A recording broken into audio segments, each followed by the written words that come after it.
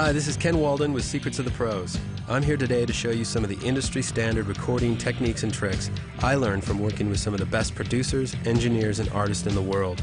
Like so many other engineers, I started by playing in bands, and I was the guy who had to figure out how to record a demo because we couldn't afford to go into a professional studio and have someone do it for us.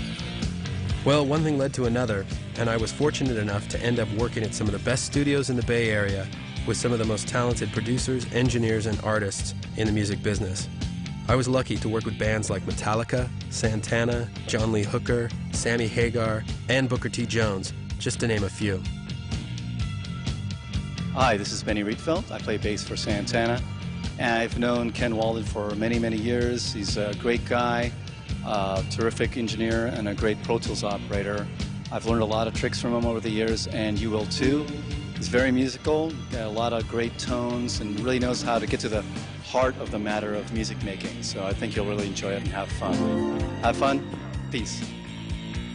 The producers and engineers who I worked with on these records most often had worked on projects with several other top-name artists. It was an incredible experience, and I ended up learning more about recording music than I ever dreamed. Most of the equipment at that time was analog, very expensive, and somewhat difficult to maintain. Then came the digital revolution. At first, digital recording equipment was very expensive as well, and the sound quality was good but not great. This technology quickly improved in quality and became more and more affordable. At this point, you could buy a digital audio recording system for less than $1,000 that can produce professional results and offer you the same, and in cases, more capabilities than what used to cost hundreds of thousands of dollars less than a decade ago.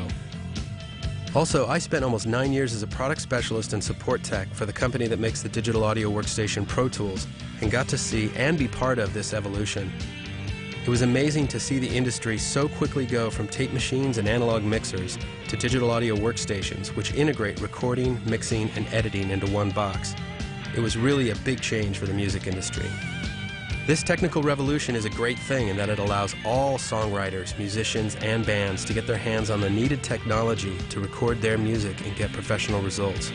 Whether you're trying to get a recording deal with a major record company, book a gig at a club, or simply record your music for fun, these important tools for making great sounding music are readily available. The problem is this: how to best use these tools. Owning a high-quality recording system is one thing. Knowing how to use it is a whole different story. The purpose of this video is to show you industry-standard techniques and concepts for recording and mixing that I learned from working with some of the best talent in the music industry. My goal is to speed up your learning curve and to teach you these techniques and concepts in as little time as possible so you can make great sounding recordings on your own. I'll also take you through important basic concepts about how to set up your studio, audio and MIDI signal flow, mic technique, and acoustics. Now, even though I use some very common products that you could find at almost any music store, understand that the most important aspect of this video are the concepts. These apply to any piece of recording equipment, so if you're using different gear than what I do, it's okay. You'll still learn a lot of important information about recording. Also, almost all of what you'll learn here are not my ideas, but tricks I've learned from world-class producers, engineers, and studio designers over the years. As an engineer, I'm amazed at how many of the best producers and engineers from all over the industry and all over the world use a lot of the same basic techniques. Another really interesting thing about these producers and engineers I worked with is that if you trace the history of these people and look at who they worked for when they were learning their techniques, you'll see a history that goes back to great producers of a previous generation. You'll also find that the best of the best out there today quite often have worked with each other as well. You can track all of this yourself if you want at allmusic.com. Just type in the name of an engineer or producer and you'll see a list of his credits come up.